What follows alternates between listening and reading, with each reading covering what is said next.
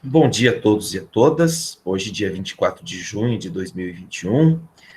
Estamos começando nessa manhã mais uma aula do curso de Filosofia 1, componente curricular de Filosofia, Filosofia 2, na turma de Informática do segundo ano, do curso Técnico Integrado em Informática. Então, nós estamos dando sequência aí aos nossos conteúdos e vamos avançar, dar um passo a mais na aula de hoje, para um próximo conteúdo. Tá? Antes da gente avançar, antes da gente dar esse passo a mais, eu gostaria de ouvir de vocês, perguntar para vocês, né, se vocês têm alguma dúvida, alguma pergunta, algo que vocês gostariam de saber nesse primeiro momento, que eu possa responder. Se eu não puder responder também, eu posso pensar numa resposta e depois dar a resposta para vocês.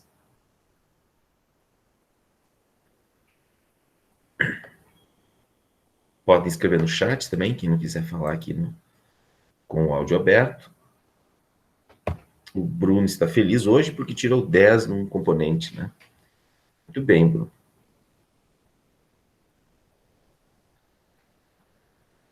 Bom, enquanto vocês pensam, vocês têm, então, por enquanto, somente duas atividades, né, que estão valendo como atividades de compreensão, né? Uma primeira mais introdutória, né? E agora uma última principalmente a partir do pensamento do estoicismo de Sêneca. Eu quero revisar, então, brevemente, né, um pouco do que a gente viu até agora, certo? Bom, nós estamos vendo o período em que o auge da filosofia clássica, na Grécia Antiga, de modo especial na cidade de Atenas, ele começa a assumir uma nova feição, tá? Então, esse período nós chamamos de helenismo, né? O período aí que vai do auge da cultura grega, ali do período clássico, né? E se estende até aí por volta do século 2 depois de Cristo, 3 depois de Cristo, aí são um recorte histórico aí de uns 500, um pouco mais 600 anos, 700 talvez, que a gente pode considerar que é um período que teve uma influência muito grande do pensamento da filosofia grega, tá? E aí nós vimos na última aula, então, né, um pouco também já dessa transformação que a filosofia grega passa a partir da expansão do Império Romano, né, da constituição de Roma como o novo império do Ocidente e do Oriente, da região conhecida, afinal de contas, né, do mundo conhecido, ou pelo menos de um braço do mundo conhecido que influencia diretamente a nossa cultura, né? Se a gente pensar, a cultura chinesa, por exemplo, ela tem uma história de mais de 5.000 anos, né? Que os chineses até hoje valorizam. O calendário dos chineses é um calendário muito diferente do nosso, né? Em que a passagem do tempo ela está muito ligada a essa sua origem cultural. É diferente, por exemplo, do nosso mundo ocidental, né? A tradição indiana também, né? A organização indiana do tempo e das suas origens culturais é muito diferente da nossa, né? Os povos pré-colombianos e talvez os seus remanescentes aqui entre nós, né, na América, também têm uma concepção de tempo e uma contagem do tempo muito diferente da nossa, certo?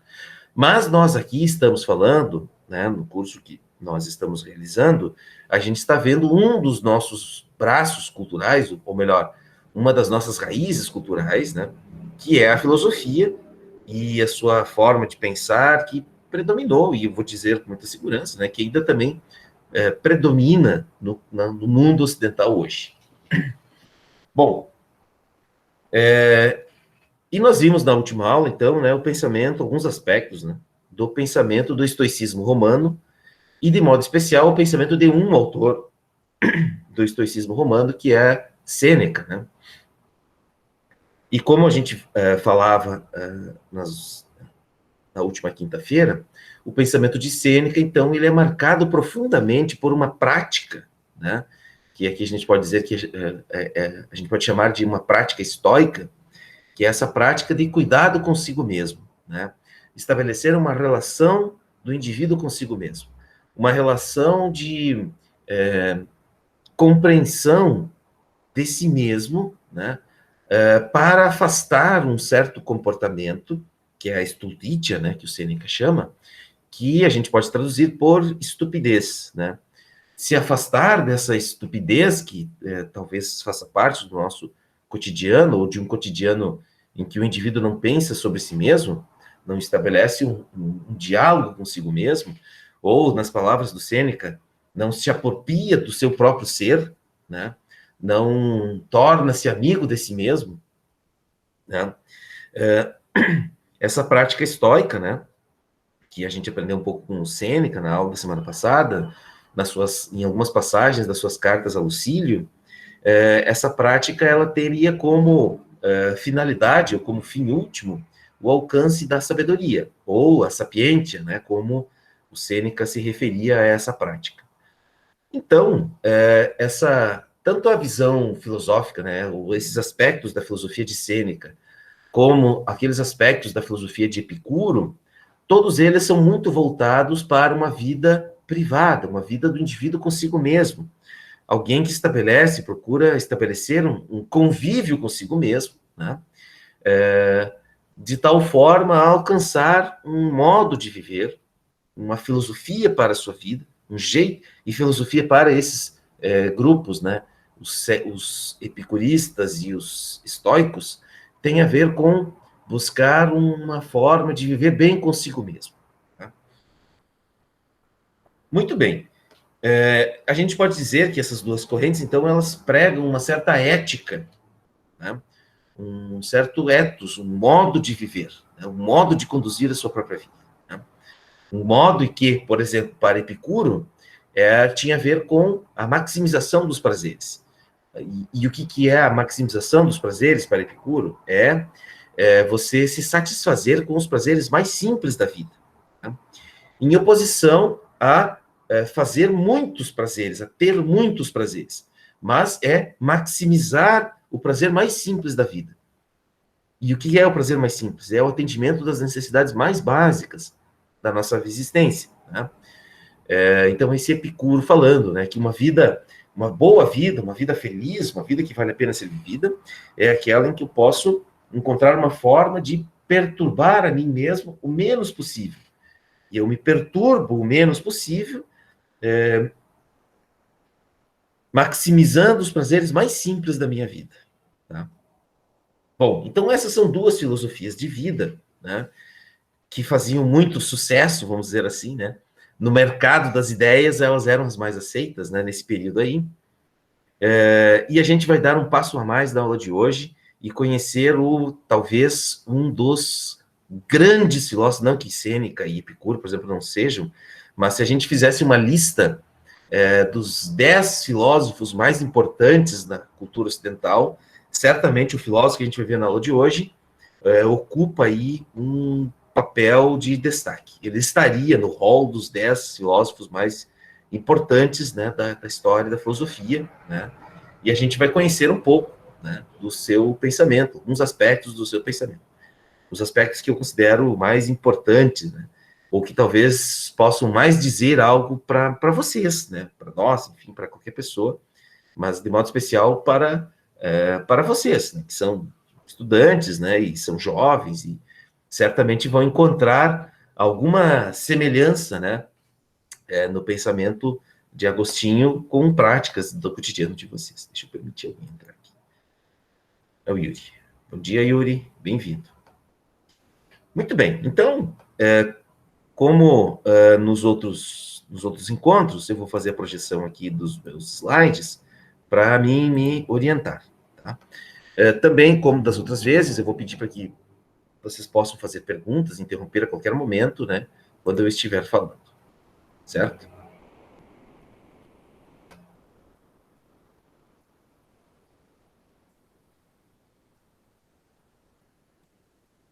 Muito bem.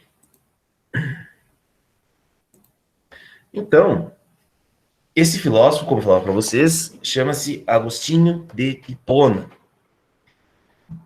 Hipona é uma cidade. E Agostinho, falando brevemente da sua vida, Agostinho era um jovem, né? E que a sua mãe era uma pessoa muito cristã, católica, né? Aqui o Agostinho viveu no ano 354 até o ano 430 depois de Cristo, né? Então já a gente vai dar um salto aí, né? A gente estava falando do Sêneca, que era um filósofo que viveu ali no período que Jesus viveu, né? E a gente vai começar falando desse período novamente, né? Mas só para contextualizar vocês, né? O Agostinho é um daqueles filósofos que ele marca um período da história da filosofia. Tá? Então, é por isso que eu vou começar falando dele, eu vou dar mais ênfase a ele depois, mas eu vou, antes ainda, contextualizar um pouco da sua história. Mas, assim, só a ponto de, para início de conversa, esses dois filósofos que vocês estão vendo aí, à esquerda vocês veem, eu vejo pelo menos, não sei se a esquerda de vocês também está à esquerda, mas enfim, é Santo Agostinho, que é esse que está com esse cajado na mão e o livro ali, né? Que viveu então no final do século IV, início do século V, depois de Cristo, né? Até Santo Tomás, que é Tomás de Aquino, né? Que é um filósofo que viveu já no século XIV. Então esses dois filósofos, esses 1000 anos praticamente, a ética que eles desenvolvem, né? Um abre a Idade Média e outro fecha a Idade Média, vamos dizer assim. Tá? A gente pode fazer uma divisão cronológica do tempo, a gente vai ver que o pensamento de Agostinho abre o que se chama de Idade Média, ou também filosofia medieval, ou mais especificamente uma ética medieval, né? Uma ética no sentido de ser uma forma de conduzir a vida privada. Né? Quem marca o início desse período, então, é Santo Agostinho. Então, certamente, como nós víamos Sócrates, que é um divisor de águas entre a filosofia pré-socrática, né, a primeira filosofia, vamos dizer assim, e a filosofia clássica, né, que acontece em Atenas, Santo Agostinho é aquele filósofo que vai abrir um período histórico. O seu pensamento marca o início de uma trajetória, de um período histórico da filosofia chamada Idade Média, ou filosofia medieval, ou ainda uma ética medieval. E eu usei essa expressão aí, o homem olhando para o céu, porque os filósofos dessa época agora eles vão se envolver muito com as questões relativas ao cristianismo e à própria noção de Deus, tá? Ou a própria ideia, ou a própria existência de Deus. Tá? Então, acho que essa é a primeira ideia que vocês têm que ter em mente agora. A gente vai começar a estudar filosofia medieval. Tá?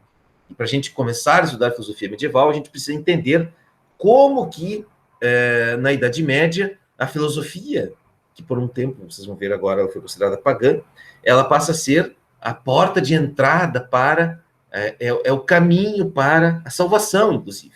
Tá? Salvação no sentido da vida, da pessoa proteger a sua vida para a eternidade. Bom, vamos começar então. Primeiro aspecto, a ideia de uma filosofia cristã. Tá? A Idade Média, a gente pode simplificar esse grande período da Idade Média como sendo um período em que a própria filosofia, né, que lá com os pré-socráticos tinha a função, vamos dizer assim, de afastar os deuses, né, das explicações procuradas pelos filósofos, ela vai tentar reaproximar essa noção explicativa do mundo, né, que é a filosofia, do cristianismo. Né? Vocês devem se lembrar que agora, a partir aí, então, depois da morte de Jesus Cristo, né, do nascimento e da morte dele, vamos ter uma difusão do pensamento cristão pelo Ocidente. Tá? Começando, obviamente, né, por aquela região em que Jesus viveu e que os seus discípulos viveram, e que depois se expandiu primeiro pelo Império Romano e depois pelo mundo ocidental como um todo. Tá? O primeiro filósofo, né, que vai tentar uma aproximação da doutrina cristã com a filosofia, e de modo especial um tipo de filosofia, que é a filosofia de Platão, tá? Depois a gente vai ver por que é Platão, certo? É Fílon de Alexandria, um jovem, morreu com 25 anos. Nasceu em 25 depois de Cristo, na época ainda que Jesus era vivo, né, era criança, na época que Jesus viveu, mas o que o Fílon faz? Fílon é um estudante da Biblioteca de Alexandria, da Academia de Alexandria. né? A academia a Biblioteca de Alexandria, ela passou a reunir as principais produções intelectuais do mundo antigo. Tá? E Alexandria é uma cidade no Egito, né? Era, na época, uma cidade no Egito. Alexandria era onde tinha a biblioteca, aquela famosa Biblioteca de Alexandria, né? Que reunia todo o pensamento antigo nesse lugar. Então, Philon estudou nesse lugar, nessa academia, né? E a academia ela tinha uma influência muito forte do pensamento de Platão. Mas Philon também era judeu, né? E Philon faz a primeira tentativa de fazer uma síntese entre o pensamento dos judeus, o Antigo Testamento, né, portanto, e a filosofia platônica, tá? Parece ser uma coisa meio sem sentido no primeiro momento, mas é a primeira tentativa que nós temos, o primeiro registro, pelo menos, né, que se sabe, tá? De aproximar a filosofia de Platão com um pensamento cristão, ou que talvez ganhou força, que a gente sabe que ganhou força e passou no tempo e seguiu até nós hoje, tá?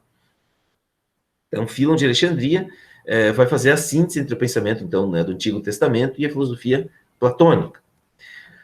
O segundo grande fato, né, para que a filosofia assuma essa cara cristã, né, essa feição cristã, é a presença do apóstolo Paulo, né? Quem foi Paulo? Paulo era um judeu, né? Vocês sabem disso, né? Assim como Jesus Cristo também era, ele nasceu num contexto de judeus, né? Nessa região, os judeus eles eram um grupo muito forte, né? Tinha a presença deles ainda muito forte, né? Nessa região da onde era a Palestina e ainda hoje é a Palestina, né? Nesse lugar em que Jesus viveu. Só que Paulo era funcionário do Império Romano. Aqui nós já temos a presença, né? A força do Império Romano. E Paulo faz algo bem importante. Tá? Quem é cristão e vai na missa no domingo, que eu imagino que todos vocês façam isso, né? Ou no culto, mas eu posso falar um pouco da experiência e do que eu sei, né? Da tradição cristã católica, né? Então, lá tem um momento no rito, né, dos cristãos católicos, em que tem a leitura, geralmente a primeira e a segunda leitura. A primeira leitura, antes, né, da leitura do Evangelho. A primeira leitura é uma carta, um texto do Antigo Testamento.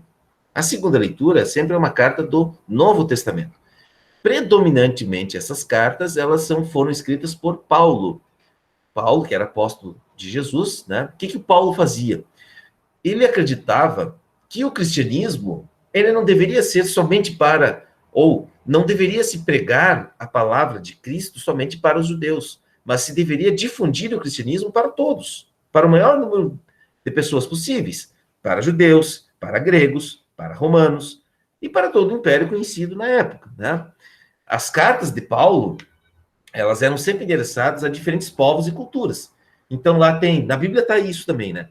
A carta de Paulo aos romanos, a carta de Paulo aos efésios, que era a cidade de Éfeso, né? A carta de Paulo aos tessalonicenses, que era a região da Tessália, no norte da Grécia, a carta de Paulo aos Gálatas, enfim, uma série de cartas, né, que Paulo escreve, difundindo agora o cristianismo para todas as pessoas. Vocês sabem que o termo católico tem a ver com o cristão do mundo todo. Esse é o sentido da palavra católico, né? Eu acho que é a palavra católico, sim. A ideia de você difundir o pensamento de Cristo para todas as pessoas. Todas as pessoas estavam aptas a receber a mensagem de Jesus, né? Essa é a importância do apóstolo Paulo, é ele que faz isso. E ele também, óbvio, né, vocês sabem, ele fazia isso sendo funcionário do Império Romano. E os romanos? O que vocês acham que foi? Qual foi a reação dos romanos diante desse papel cristianizador de Paulo? O que os romanos fizeram com Paulo? O que os romanos fizeram? Os romanos mandaram matar Paulo, óbvio, né? Só que você sabe, né, que tudo aquilo que vai se tornando cada vez mais proibido, as pessoas mais têm vontade de saber, né? E o efeito é sempre o contrário, né? Então, quanto mais proibiram Paulo, mais os seus textos se espalharam e mais culturas tiveram acesso às suas ideias. Essa mesma escola de Alexandria, né, a mesma escola que estudou Philon, é a escola que vai fazer agora uma outra síntese. Tá?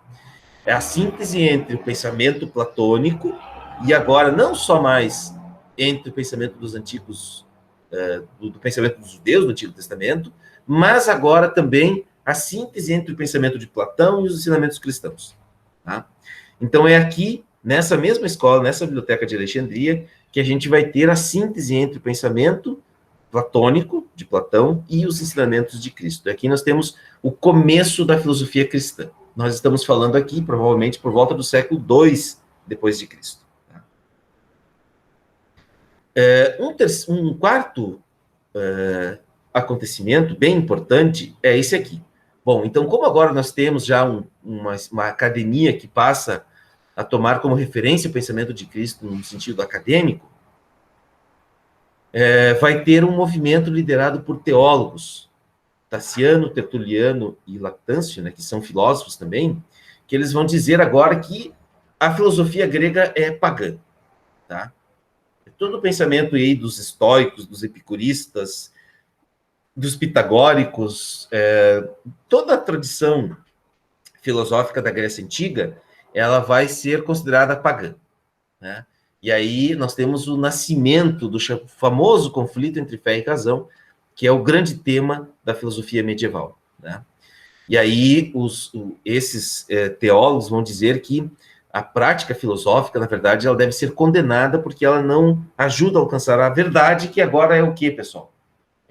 A verdade para esses teólogos aí é que é Deus, né? E toda a filosofia antiga, né, filosofia grega, ela era um eterno questionamento das divindades, né? É uma filosofia muito mais racionalista, né? E aí, então, esse grupo vai dizer que a filosofia grega, então, ela é pagã. Não vamos reconhecer mais a filosofia grega. Também um movimento bem importante, né, é o chamado movimento dos concílios, ou também é chamada Igreja Conciliar, né, que eram eventos, assim, de reunião científica, vamos dizer assim, né, de teólogos, filósofos, né, dessa época, que eles procuraram, então, selecionar quais aspectos da tradição filosófica poderiam conferir status para a teologia, que é a ciência, entre aspas, né, é o estudo, portanto, que os religiosos dessa época passarão a fazer com mais intensidade, né? E aí aqui está a semente, pessoal, daqueles filmes que a gente vê que falam, que retratam a Idade Média. Talvez vocês não façam isso agora, né? Mas eu devo dizer para vocês que vocês devem buscar filmes que retratem esse período, né? E vocês vão ver, tem um filme que é bem antigo, clássico, né? Que é O Nome da Rosa. Vocês vão ver que os estudiosos, né? Onde que se estudava na Idade Média? Se estudava dentro dos mosteiros. Predominantemente, né? As universidades, elas surgiram dentro de mosteiros, dentro de casas religiosas, né? Com teólogos, com padres, com religiosos, com monges, né? Que eles passaram a guardar e a selecionar que aspectos, né, da tradição filosófica podem ser úteis, né, para o estudo. Tá? Então, um filme que mostra bem isso, vocês devem assistir, é um filme disponível até no YouTube hoje, é O Nome da Rosa. Eu indicaria para vocês fazerem, quando tiverem tempo, interesse, quiserem assistir também. Tá? É um filme chamado O Nome da Rosa. É um livro, na verdade, né, do italiano Umberto Eco. É um filme, acho que dos anos 70, anos 80, início dos anos 80. Um filme já bem mais antigo. Mas é um filme que mostra bem esse contexto, né? Como é que era considerada a questão dos estudos, né, na Idade Média. Que, claro, já 700, 800 anos depois disso aqui, desse tempo que eu estou falando, né? Mas as coisas não mudaram tanto assim na Europa nessa época. Tá? Pessoal, até aqui, alguma pergunta, algo que vocês gostariam de comentar? Vejam que eu falei aqui. Esse primeiro slide aqui, gente, é desse texto aqui, ó. Já está disponível no material de apoio de vocês, lá no Moodle. Eu quero que vocês façam uma leitura desse texto, que é esse aqui, ó. O surgimento da filosofia cristã no contexto do helenismo, tá? Tudo isso que eu falei aqui na aula está mais bem detalhado nesse texto aqui, tá? Vocês podem depois ler com mais atenção, com mais calma, nesse capítulo aí que está disponível para vocês lerem, certo? Até aqui, pessoal, alguma pergunta, algo que vocês gostariam de comentar, de perguntar?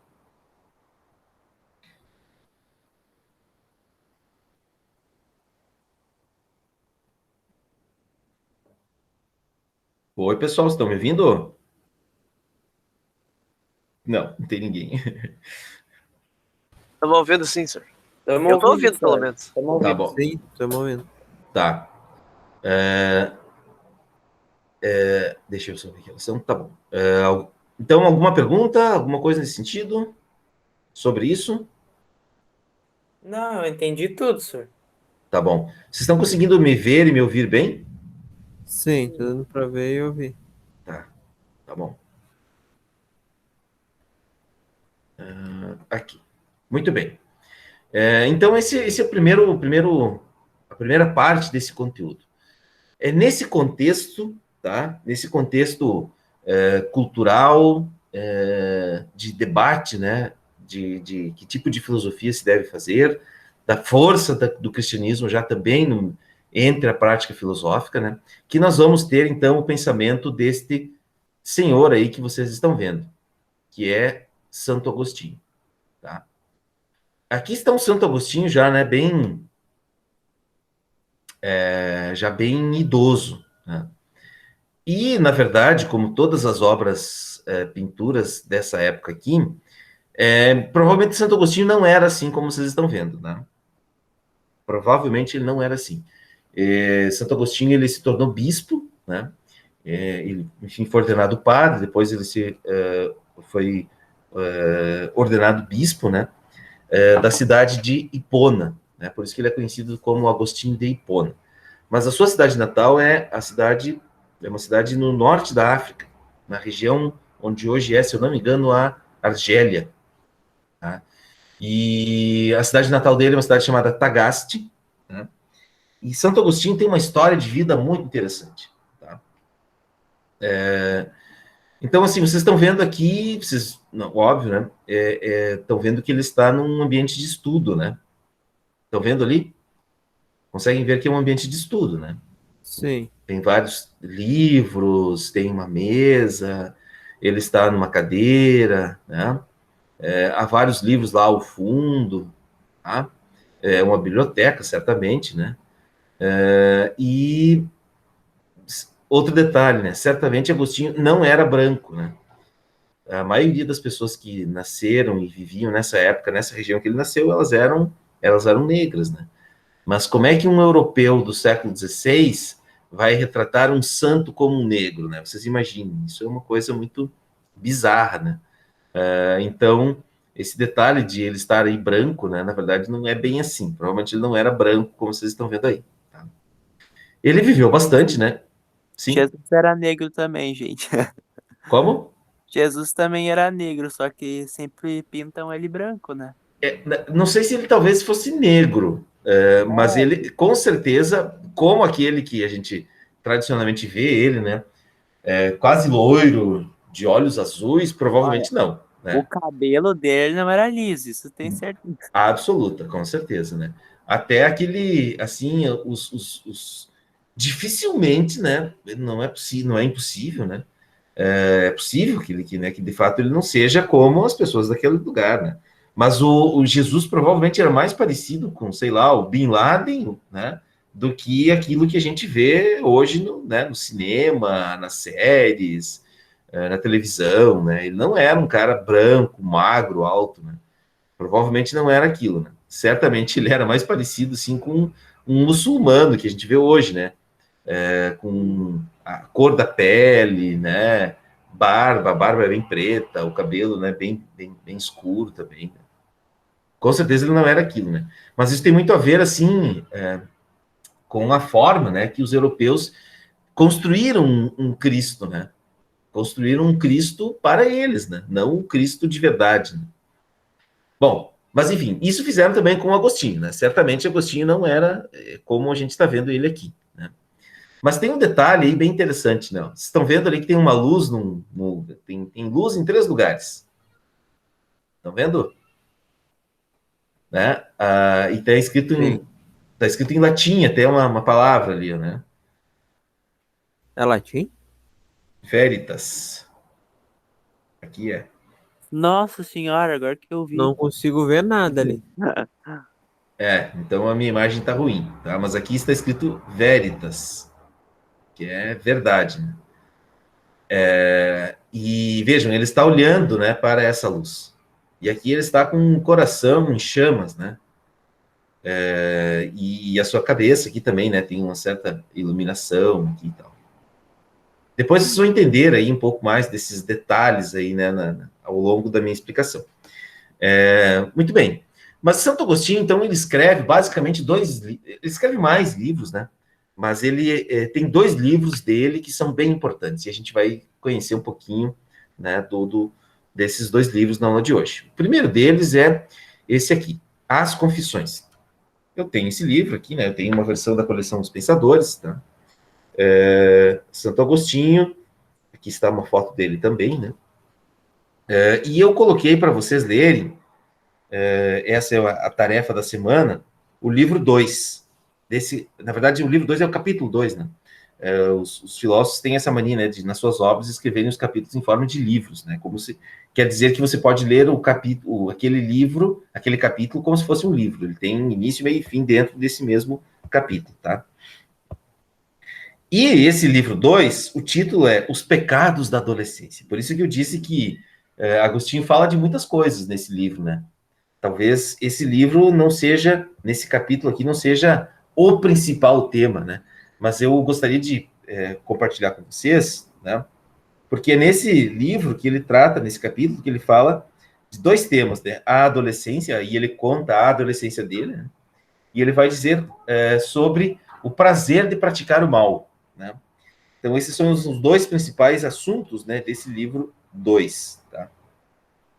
E aí, então, vocês têm o texto está disponível lá no Moodle, e vou deixar para que vocês façam uma leitura desse capítulo aí durante a semana, né? Esse é o tema da semana, tá? Mas o que fala esse livro? Tá? O que fala esse livro? Bom, eu vou começar pelo título. O que é uma confissão, pessoal?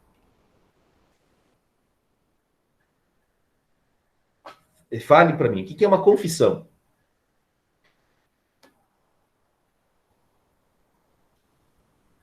Pensem aí, o que vocês entendem que Ué. seja uma confissão?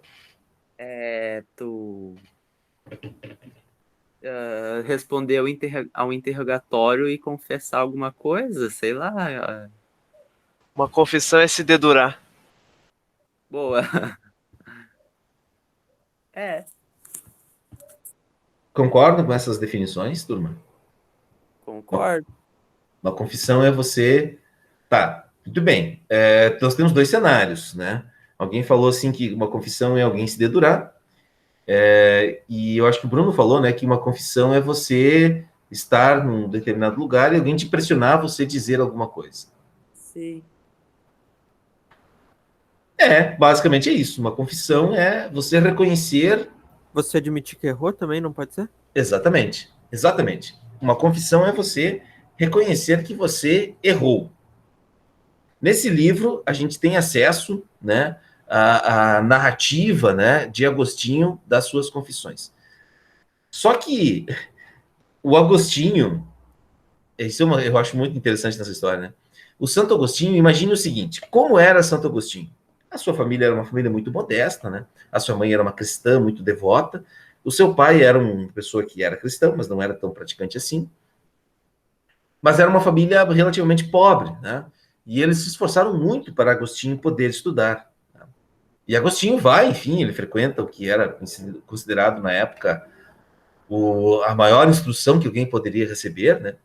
Então ele consegue, com muito esforço da família, né, frequentar espaços em que ele pode estudar. Só que imagine o seguinte, ó, como era Santo Agostinho? Eu queria que vocês agora fizessem um exercício e pensassem, né? Pensem assim, num jovem, aí, na idade de vocês, assim, talvez um pouco mais, a pessoa mais porra louca que vocês podem imaginar. O Santo Agostinho era viciado em bebidas, em orgias, era o cara mais da pá virada possível, tá? Ele era o cara que, assim, o mais entregue às bebedeiras, às festas, aos prazeres da carne, a tudo aquilo que era exatamente o contrário do que o cristianismo pregava, nessa época e talvez até hoje, né? Então, o Santo Agostinho era o exemplo contrário, assim, do que era ser uma boa pessoa para um cristão, né? Ele era uma pessoa totalmente entregue à volúpia, à lascívia, aos desejos, aos prazeres do corpo, né? Ele até tem um relacionamento com uma mulher, e desse relacionamento ele nasce um filho, né? O filho dele é Deodato, né? O filho acaba morrendo depois, né? Mas, enfim. Então, ele é um cara, assim, ó, completamente, né, da pá virada. Completamente sem norte, sem orientação, sem rumo.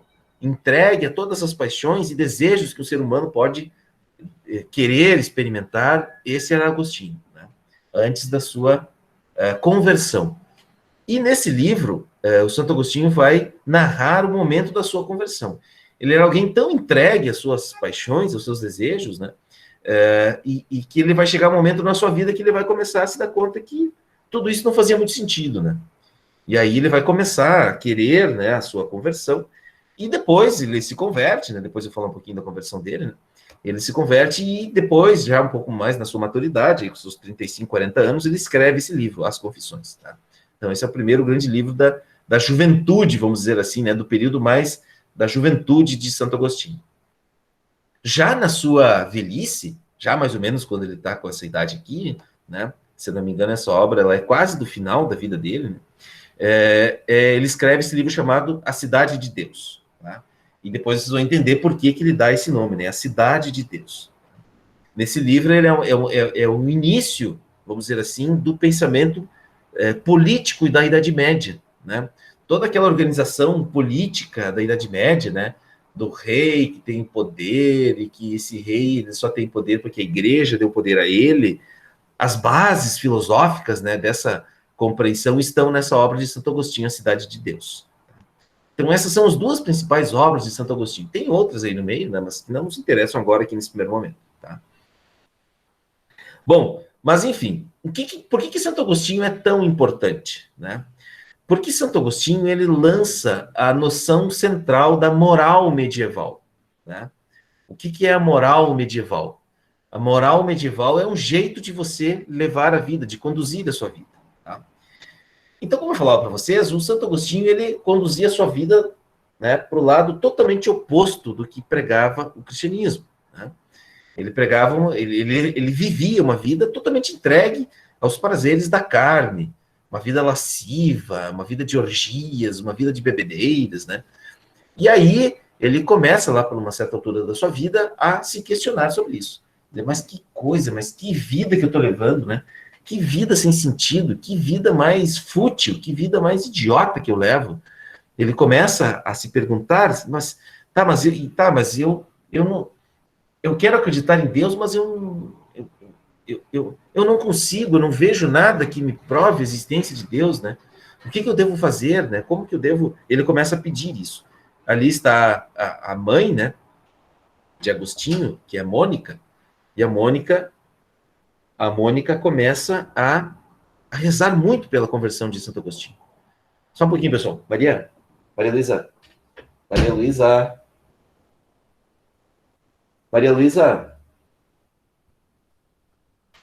Minha filha não me deu ouvidos. Então, Santo Agostinho... sim, os filhos costumam fazer isso com os seus pais, mas enfim. É que eu tô sem meu celular, eu não sei que horas são, daqui a pouco eu tenho medo de me passar na hora e queria que ela me trouxesse o celular aqui para me enviar a hora. Quando for perto de 9h30, vocês comecem a gritar aí, a me chamar, dizendo para mim... 9h16 agora, É senhor. 9h16. Beleza, tá, então tem um tempinho ainda. Então essa noção, esse desejo do Agostinho de se converter, de querer virar um cristão, ele queria um sinal, ele queria que Deus se manifestasse para ele. E aí um dia ele estava lá pensando, meditando, e ele escutou uma voz.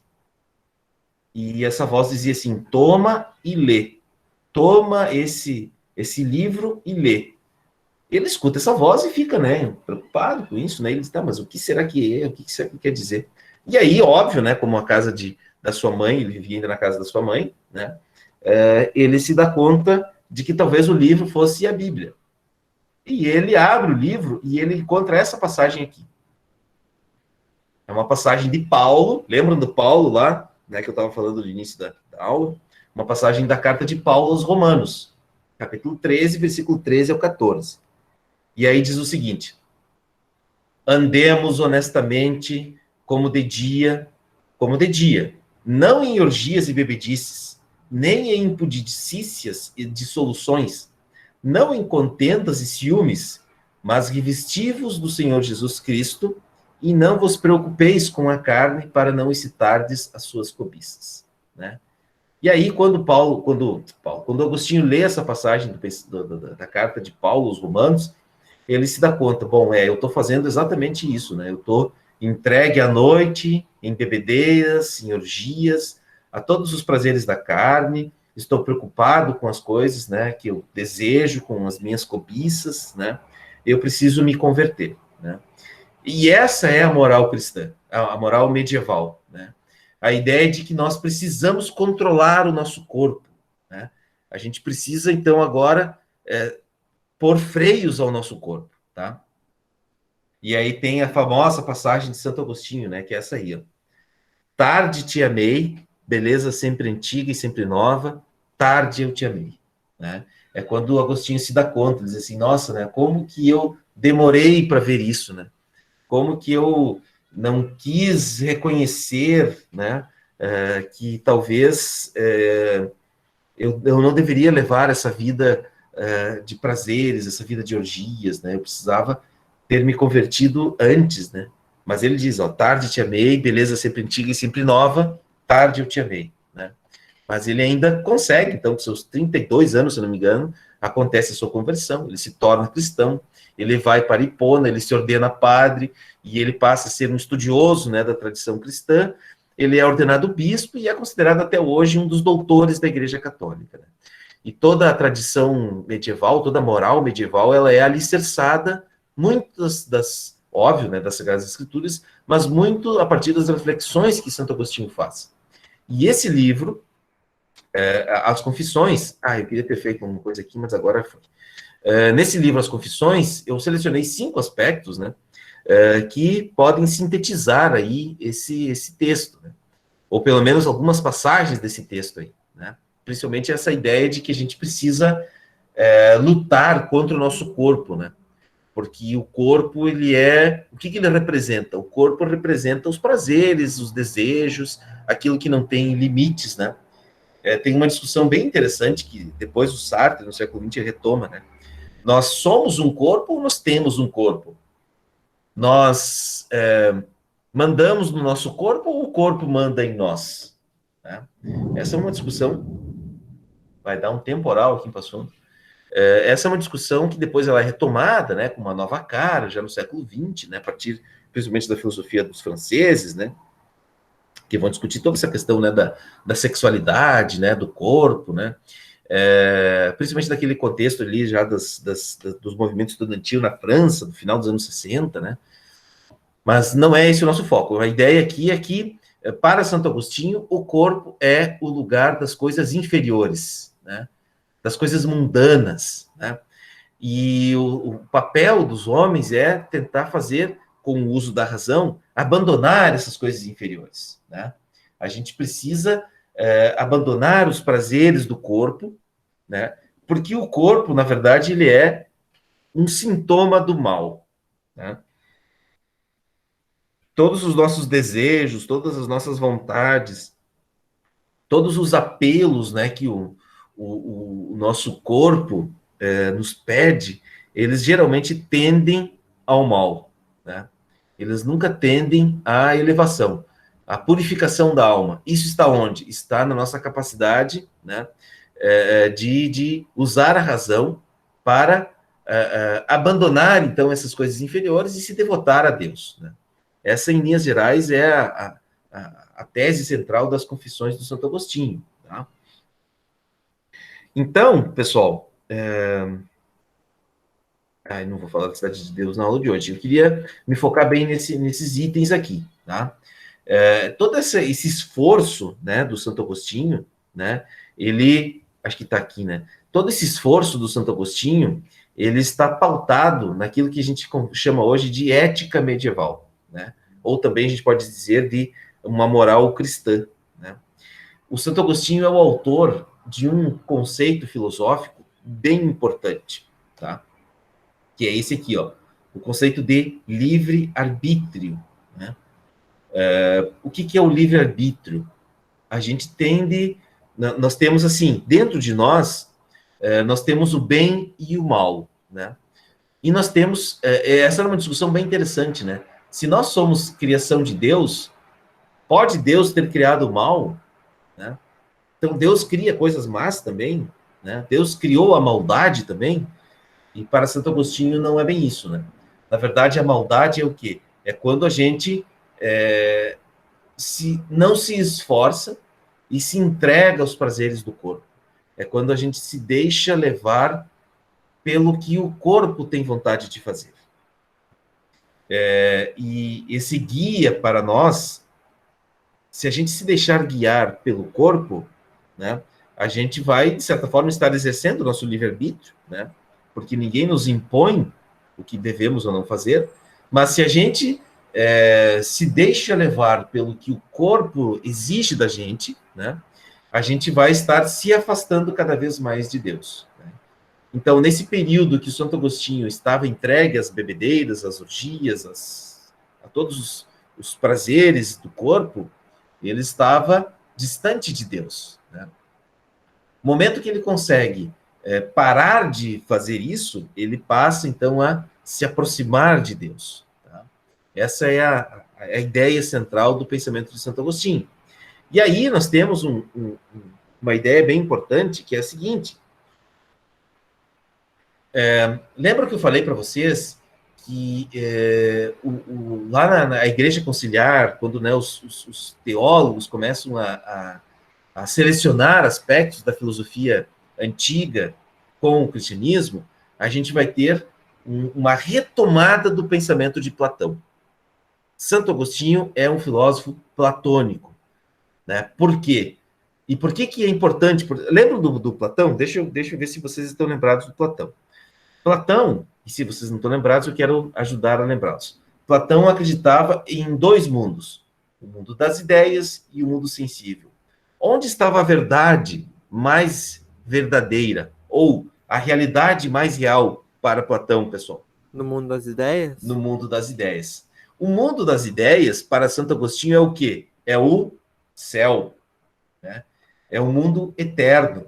Não é esse mundo que a gente está vivendo aqui agora. Né? Esse mundo que a gente está vivendo aqui agora é o mundo sensível do Platão.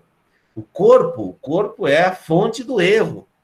Né? O corpo é somente uma cópia imperfeita da ideia do corpo verdadeiro, que está onde? Que está no mundo das ideias. Esse é o pensamento de Platão. Para Santo Agostinho, Platão vai ser extremamente importante. Por quê? Porque ele vai dizer o seguinte, olha, Platão já dizia que o corpo, na verdade, é uma cópia imperfeita da ideia verdadeira do que é um corpo. Né? Porque o que nós somos, por exemplo, o que o Tadeu é, estou falando usando eu como exemplo aqui agora, tá? É a ideia de Tadeu, não é o corpo. Né? A ideia do Tadeu que é a ideia perfeita e ela é eterna, porque ela é uma ideia. Né? Ela não é um corpo, o Tadeu não é um corpo. O corpo é parte do Tadeu, né? Mas não é o Tadeu em si. Né? O Tadeu em si é a ideia de Tadeu, que ela é eterna. Né? Que eu vou morrer, o meu corpo vai se desintegrar, mas a minha ideia vai ser eterna, né? Do que eu sou. Isso é muito importante para o pensamento de Agostinho, né? Porque é isso que vai dar a base filosófica para a sua obra, no sentido de que, bom, Platão, que é o grande filósofo da história da filosofia, para Santo Agostinho e para os cristãos dessa época, por isso que Platão vai ser muito importante para o pensamento cristão medieval, a ideia de que o corpo é sempre a fonte do mal. O corpo, por isso que assim há tanto medo para os cristãos, né? Por isso que, por exemplo, o casamento é tão sagrado, né? Por isso que a sexualidade é um tema tão tabu para o pensamento cristão, porque está muito ligado à ideia de que o corpo é a fonte dos pecados. A fonte dos pecados está sempre ligada aos desvios que o corpo pode querer, né? Então é preciso um controle muito forte sobre as paixões do corpo, né? Sobre os desejos do corpo, né? Porque o corpo representa o mal, né? Vocês já devem ter visto, né? Tem filmes, vários filmes que mostram, que relatam um pouco isso. Tem um mais recente aí que fala que é o Código da Vinci, que resgata um pouco esse episódio aí, né? Acontecia muito na Idade Média, né? De as pessoas se punirem o corpo, né? Usarem instrumentos de tortura, né? Uma espécie de chicote, né? Tipo uma chibata, que a pessoa ficava se batendo no seu corpo, né? Tomava banhos frios, né? Tudo isso para, de certa forma, castigar o corpo, né? Porque o corpo era um sintoma do mal, né? Mas da onde que vem isso? Vem lá do Platão, né? A ideia de que o corpo ele é somente uma cópia imperfeita da ideia, né? Porque a ideia é o que é mais importante, tá? Eu vou deixar para a gente avançar um pouquinho. É 9h28. Eu vou deixar para a gente avançar o segundo livro do Santo Agostinho na próxima aula, e aí eu quero estender um pouco mais essa discussão aí, né, das confissões, e eu vou pedir para que vocês façam a leitura, né?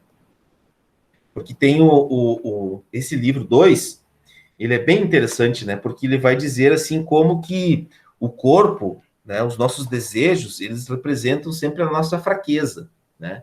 As nossas limitações, né? A prática do mal que a gente executa, ela se justifica simplesmente pelo fato de que praticar o mal tem um certo prazer, só na prática do mal. O Santo Agostinho dá um exemplo, né? Que quando ele tinha lá seus 15, 16 anos, ele estava com seus amigos, né? Veja, bem a idade de vocês, né? Quando ele estava lá com seus amigos, eles estavam lá uma noite, né? Caminhando pela cidade e tal, e eles veem lá um pé de pera, né? Um pé de pera lá na casa de uma pessoa. E eles invadem o terreno da casa para roubar as peras, né? Mas não é porque eles estavam com fome, né? Que eles queriam comer as peras. Mas eles faziam aquilo simplesmente porque aquilo dava prazer para eles, né? Então, essa é um exemplo muito simples, né? Mas, no fundo, tem a ver com a ideia de que, às vezes, nós praticamos o mal porque estamos num grupo e as outras pessoas têm vontade de querer praticar algo que é errado, né? Alguém dá a ideia e todos vão lá e fazem aquilo. Mas, enfim, eu vou deixar aí a leitura para vocês, né? Para vocês fazerem, né? Das confissões, e tem algumas anotações minhas também, né? No texto, vocês podem também usar como referência. Tá bom? Então, pessoal, esse é mais um filósofo aí, né? Desse contexto que a gente está estudando, né? Que aqui já nós temos uma virada de chave, né? Nós temos uma virada de chave na história da cultura ocidental, que nós temos aí a presença muito forte já do cristianismo, tá? Na próxima aula eu vou falar então da Cidade de Deus, né? Que é essa segunda obra do Santo Agostinho, e toda a fundamentação teórica, né, da doutrina política do período medieval. Bom, eu acho que para a aula de hoje era isso. Deixa eu parar aqui a minha apresentação. Vocês teriam alguma pergunta, algum comentário que vocês gostariam de fazer, pessoal? Eu tô de boa. Muito bem. Eu vou fazer uma rápida chamada de vocês aqui. O Yuri está dizendo que agora não, mas depois pode ser que tenha. Sim, pode ser que tenha. Tá? Pessoal, eu vou interromper a gravação, mas vocês fiquem na chamada que eu vou fazer daí a chamada de vocês, tá bom? Assim que eu tiver a gravação, eu disponibilizo ela para vocês.